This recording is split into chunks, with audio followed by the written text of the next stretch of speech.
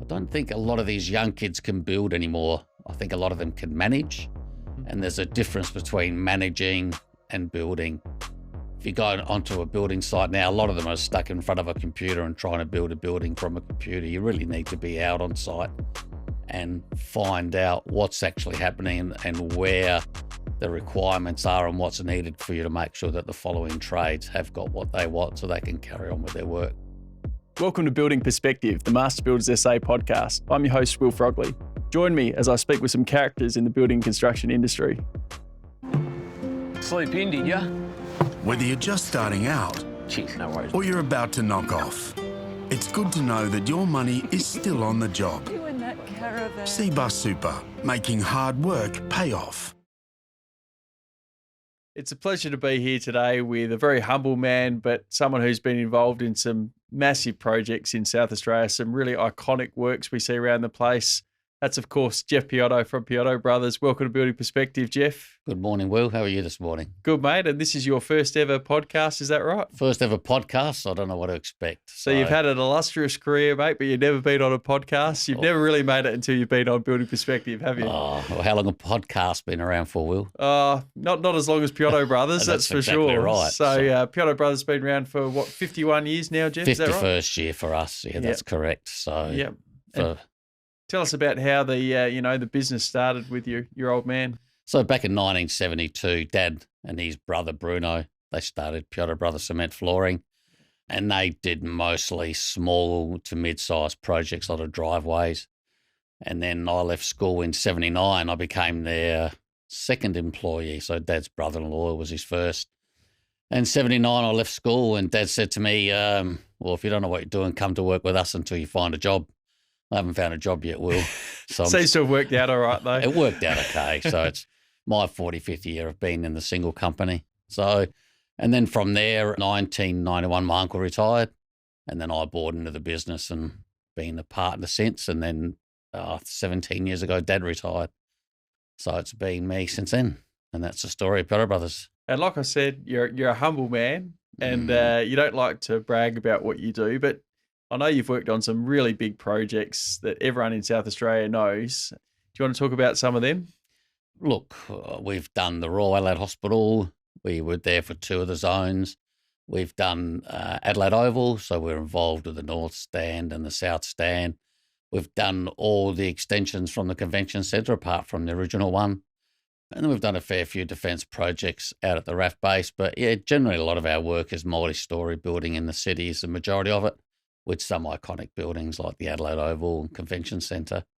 So it's been a good slog over the years. They are iconic buildings, which we're proud to be involved with, definitely. And what a great legacy. One day you can look back and think, when you're retired, and think about all the great projects that you've been involved in. It's got to be satisfying. Oh, I think so. I think it's good for the grandkids to know that their great-grandfather started the business and their grandfathers carried on. And now my son's involved as well, so he's been with us for 12 years, and hopefully he'll carry the legacy on. I think he will. He's got his head screwed on correctly, which is good. Seems to flow through the Piotto blood, doesn't it, this passion? Well, if you're an Italian immigrant, you're a bricklayer, you're a concreter, I think, and a lot of people have followed in their father's footsteps, some successfully, some not as successfully. So, yeah, I'm pretty happy with the way things have gone over the last 50-odd years. Yeah, it does seem that every second person in the industry is Italian, doesn't it? Well, it is. You've got the bricklayers, and like I said, bricklayers and concreters are the main ones, and then different other trades. Other nationalities went to different trades. But, yeah, there are lots of Italians involved in the concrete industry, definitely. So your old man, did he come out to Australia and then start up the business? Was he born in Italy? So Dad came out in 1951 as an 18-year-old.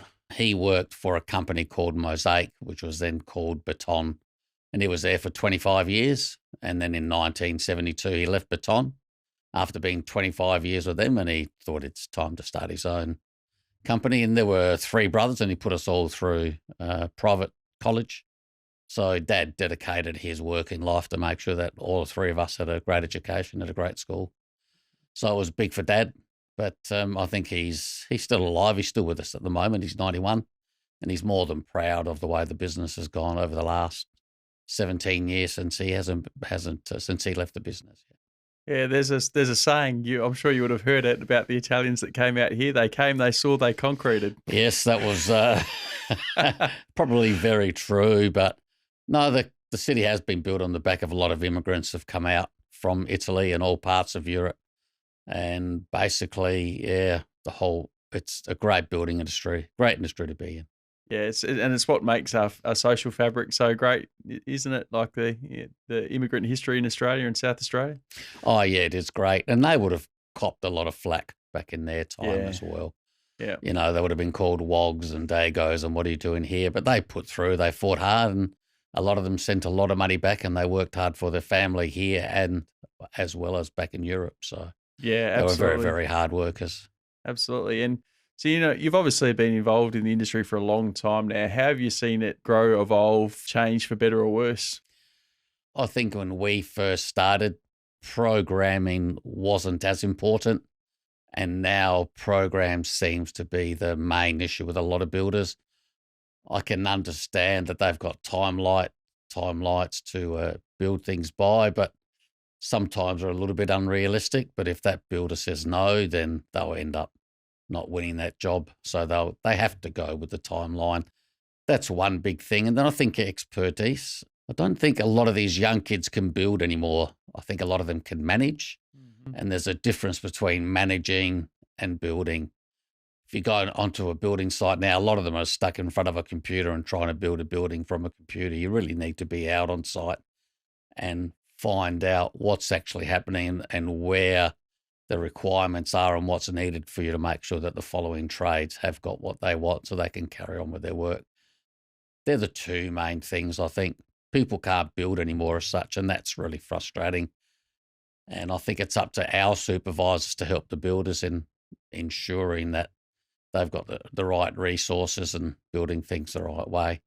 They're probably the main things. A lot more working on Saturdays. I don't think we worked a lot of Saturdays when I first came in the industry. I played hockey and I always got to play on a Saturday afternoon. But now, if you've got a young guy that's playing football, they're generally working to the last death knell on a Saturday to midday so they can go out and play the game. So there's a lot more overtime involved, and I think it's having a big effect on people's mental health and wearing them out. So I don't think we had as many health issues and mental health issues, especially when I first started back in the 80s compared to now. Mm-hmm. Yeah, it is a bit of a pressure cooker, isn't it, sometimes? Yeah, people have tight deadlines, and even though they're unrealistic, they just keep saying, well, it needs to be done. It needs to be done. And that's probably my pet hate. It needs to be done. No, it doesn't need to be done. It needs to be organised correctly so that it can be done in a reasonable time. And I think the quality of work isn't there as compared to what it was in the 80s and 90s. Whether that's a lack of resources or people just don't have the time to do the task correctly, I'm not too sure. But the quality's definitely not there as what it used to be. Mm-hmm. It seems that no matter who you speak to, they're crying out for good quality people, whatever their need is. Obviously, concreting's your area. Concreting is an area where the workforce is quite old, and the big fear, obviously, is enough people going through the system to do the work in the years ahead. Now, you've had really good input, Jeff, into master builders policies in this area. First, we were able to get $8.8 million from the current state government for funding for training in areas where there are severe skill shortages, like bricklaying and concreting specifically. And then also, you're a very big advocate for concreting being a form of apprenticeship as well. Yeah, I think that when you look at a major building, you've got your columns and your walls and your slabs which hold up the building. So engineering-wise is one of the most important aspects. Yet to place the concrete, there's no real apprenticeship. So it's really just learn on the job of what's happening. And we'll probably do the same where you just give a vibrator to a young guy and say, here you go, vibrate the columns, vibrate the walls, and hoping that he does the best under supervision. But I think it's important that it is an apprenticeship and people are taught the facts of how important it is to do the job correctly to make sure that building is built in the right way. How do we get more guys into apprenticeships? Well, I'm not too sure. There seems to be this, I don't know, there's no understanding with parents that we need to send our child to university.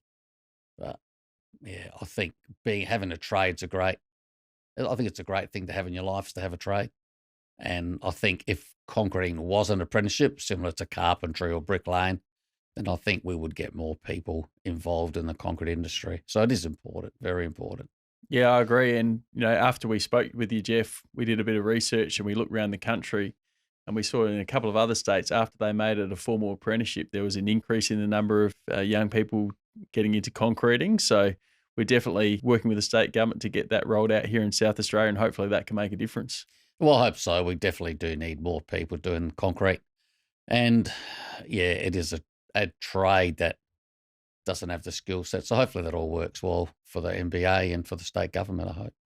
Yeah, and in terms of changing people's perceptions, what you were talking about, obviously we run the Born to Build program at Master Builders, and that's all about changing people's mindset from, I don't have much else going on, this is all I can do, to, wow, I want to be like this person who earns this much money and drives around in this car and has this lifestyle. So, that's a really big priority for us. And I think it's starting to gain some traction, but like you said, we've got to make sure we get the parents on board as well as the kids themselves.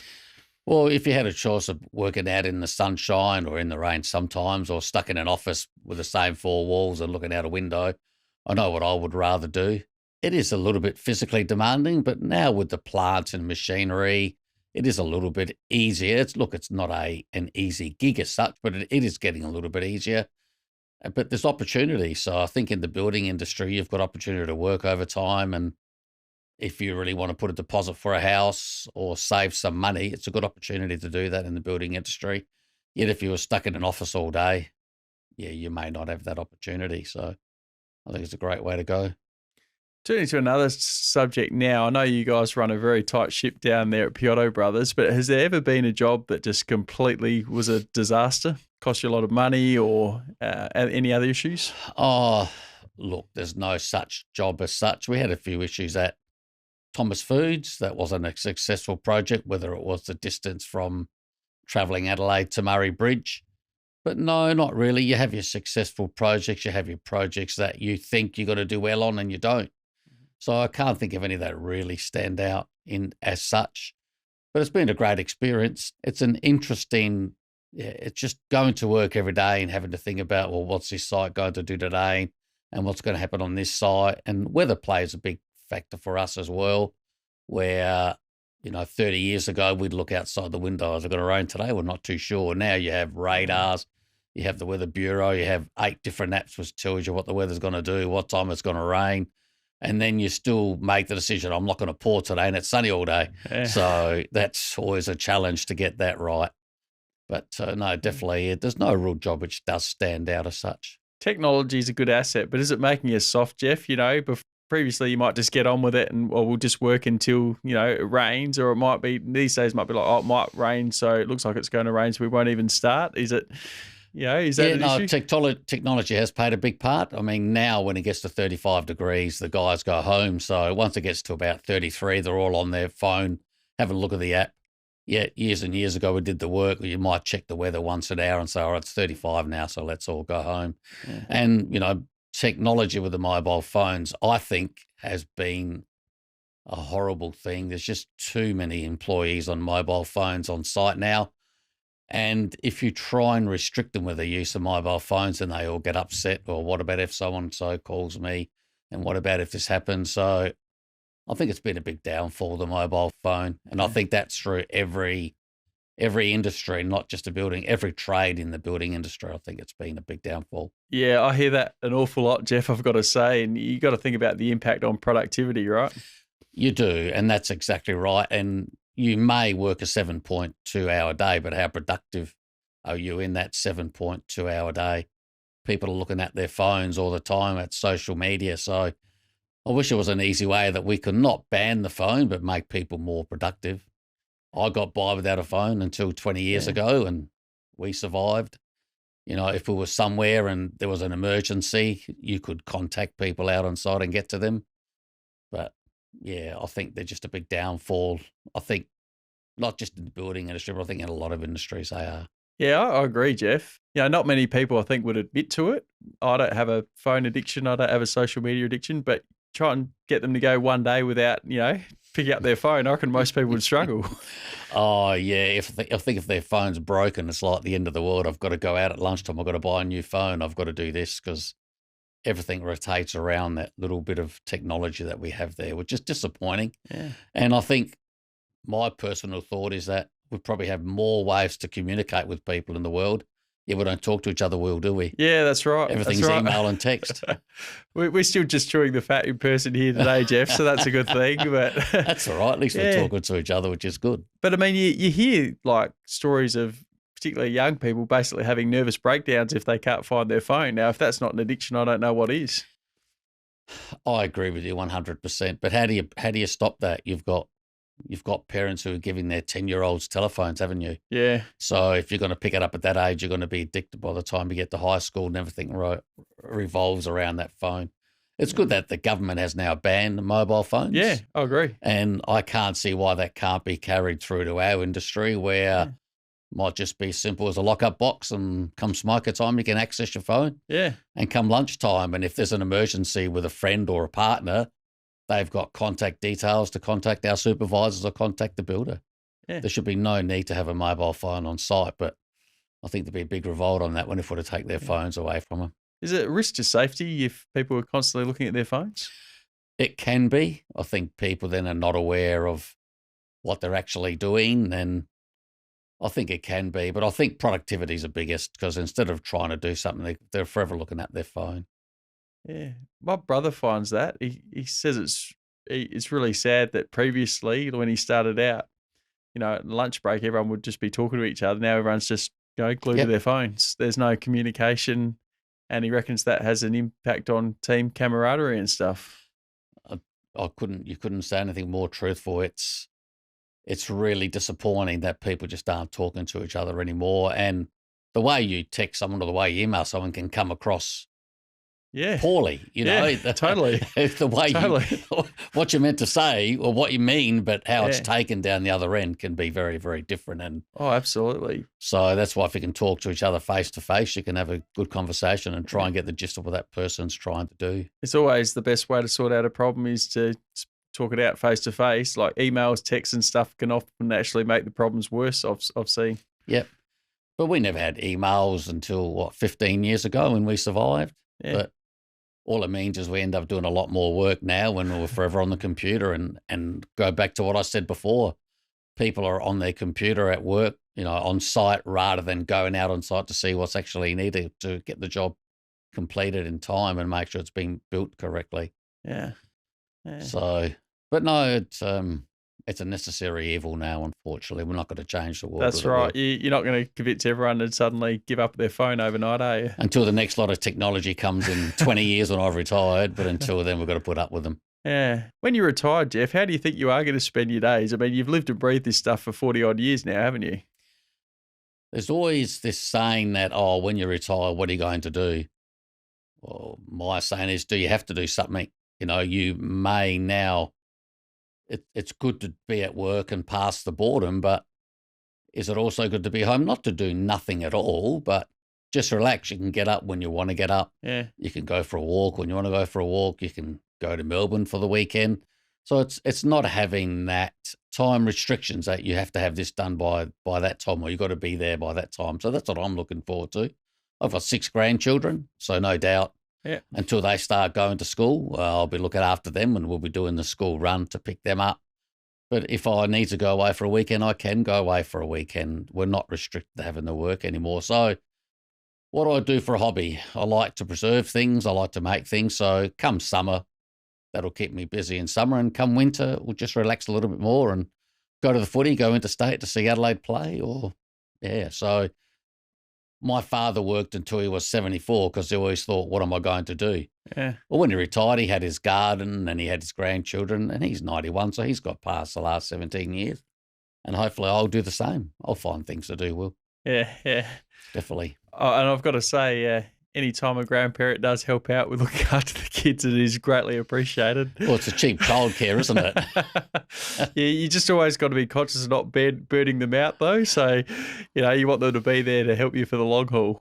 Oh, that's right. So, look, with 6 of us, with 6 grandchildren, I think we'll be fine. But like you said, I don't want to devote every single day to having children there. But if my children need a hand, definitely help them. Otherwise, out it's not really a retirement, is it, Jeff? No, it's not. But no, I'm looking forward to retirement. Hopefully within 2 or 3 years, I can call it quits and I'll be mid-60s by then. And people say, what are you going to do? I'll find things to do, Will. Yeah, golfer, you're a fisherman or? Ex-golfer, ex-fisherman. So no, not really. But yeah, like I said, I don't know what I'll do exactly. I haven't planned my retirement as such. I've just finished building a house, which I've set up to help me with my retirement. But yeah, I'll find things to do.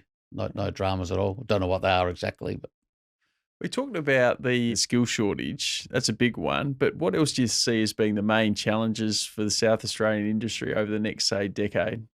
Well, obviously, skill shortages is the biggest one.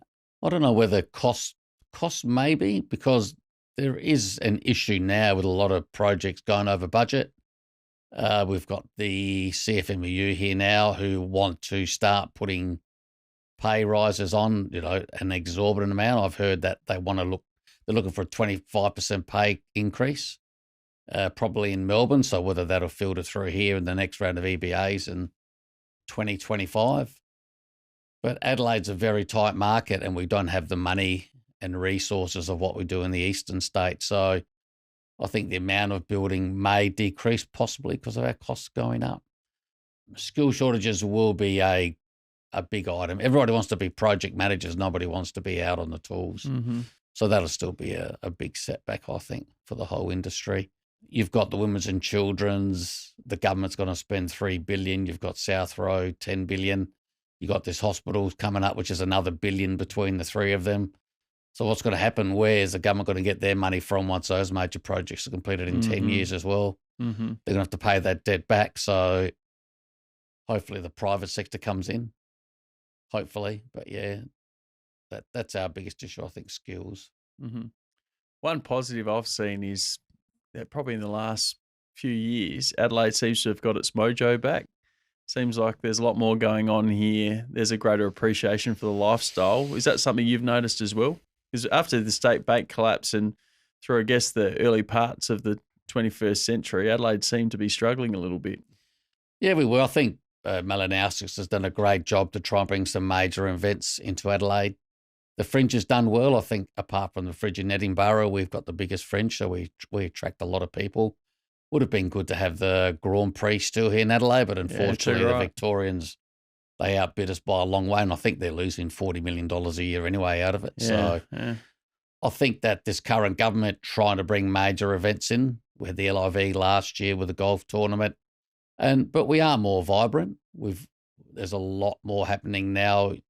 A lot more young kids, I think, are happy to go out and enjoy themselves and go to these major events. So Adelaide, is it a country town? We're probably sort of growing out of the country town and getting to be a bit more of a growing city. Will we ever be like Melbourne and Sydney? I hope not, because I think you've probably been to Melbourne and Sydney plenty times and it is mayhem. Too congested, yeah. It is. And if the government wants this state to grow, they've got to spend money on infrastructure at the same time. But no, Adelaide's a nice and vibrant, great place to be and a great place to live. And you do only get your peak hour traffic, don't you, in the morning for an hour and in the afternoon for an hour and a half. So I'm hopefully the government still tries to bring a few more major events here into South Australia and become more of a vibrant city. Yeah, absolutely. I've been really encouraged by the number of my mates who have moved back in the last couple of years. I think particularly through COVID, we had it pretty good compared with most, didn't we? Yeah, we were very fortunate here. Western Australia was a little bit out there, but our industry, we didn't really close down over that time, so people were still working. It did affect some of the retail industries and affected part of the offices. What I find disappointing is people aren't going back to the office to work with each other. Even now the federal government's approved this work from home. Yeah. Which is, I think, if you want to bring experience to the workforce, you need to go into your office and help people out. So your experience of 20 years in the industry can be put forward to someone that's 2 years in the industry. And you can't do that over Microsoft. No. Yeah, you just can't. That strong sense of team as well. If you never see each other in the flesh, I just don't think you can create it at the same level. No, you can't. Look, I think if people do work in the office together, you can go for a drink on a Friday night. If you're home, you're never going to get that opportunity. And drinks on a Friday night it is social, but it also helps people interact, like you said, interact with each other. We're not on the phones all the time, or we're not emailing people, get back that old face-to-face talking. So I'm not too sure what the government rules are, our state government, regarding going back to work, but I hope we do see more people go back in the office and help each other out. That definitely needs to be done. Yeah, absolutely. I mean, we talk about the mental health crisis. I think a big part of it is people just don't have that good personal interaction anymore. It's all junk food interaction via screens. Yeah, I would have to agree with that. And I think if you're talking to someone, and if you've got a shoulder not to cry on, but someone to talk about, you can do that in the office. You can't do that over a TV or over a phone call. And I think there's a lot more pressure on people now than what there used to be. And mental health seems to be growing. Was mental health around when I started 40 years ago? It may have been, might have been pushed under the rug 40 years ago. Yeah. But now it's coming out into the open, and more people are aware of it, and more people are happy to talk about it. But no, it's great that the NBA's got this RISE program, and there are a few other ones which can be helped, which is a great idea. But what's the major cause for mental health? I really don't know, Will. I don't know how a young person thinks these days. Yeah, so if anyone listening to this doesn't know what the RISE program is, it's a free service sponsored by the state government, run by master builders, that anyone can access. If you go to rise.nbasa.com.au, you can basically find someone who's an expert in an area you might be having trouble with, and you can book that free one-on-one hourly session. It's a really good program, so I'd encourage anyone who feels the need to take it up. Yeah, mental health is a big issue, especially here in our industry. So yeah, if you're not really in the right mind, give RISE a call. It's great. It'd be a great program from the NBA. Yeah, thanks, Jeff. And you've been on the NBA Council for how many years now? 6 years now in total. 6 years. And who wrote you into doing that? Oh, Chris Leopold gave me a call many years ago, so I thought it came on to change the world. Have I changed the world in the last 6 years? Will? You've been a good contributor. So. You've been a good contributor, Jeff. So NBA has grown since you've been part of the council, obviously, which has been a good result. Yeah, I think we've got a strong team on the council at the moment. Everyone's really interested. And it's good to see, like, we've got the elections coming up, that we do have a lot of people who want to come on the council as well, which is strange for some associations. Some people just can't get them to come on, but the NBA seems to be successful, and people want their say, and people want things to happen through the council here in South Australia. Yeah, for me, it's very positive that we've got so much interest in people who want to put their hand up, because I think they can see that NBA together, through our collective strength, we can have a lot of influence on the industry, and they want to get involved. So that's a big positive. I think the state government's pretty happy with the way the council is. Yeah, you guys are doing a great job, and they're aware of all our issues, and we're trying to put some answers to the government, or solutions to the government, on what we can do. But yeah, it's been 6 great years, so I think I'll be on there again for the next 2 years, and then I'll be close to retirement. So we'll see what happens after that. Yeah, good man. Well, Jeff, it's been great having you on the podcast today. Your first appearance on a podcast ever.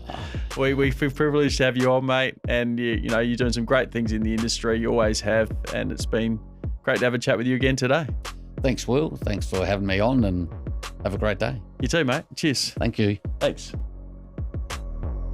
Thanks for joining me on Building Perspective. For more information on Master Builders or our guests, please visit our website at nbasa.com.au.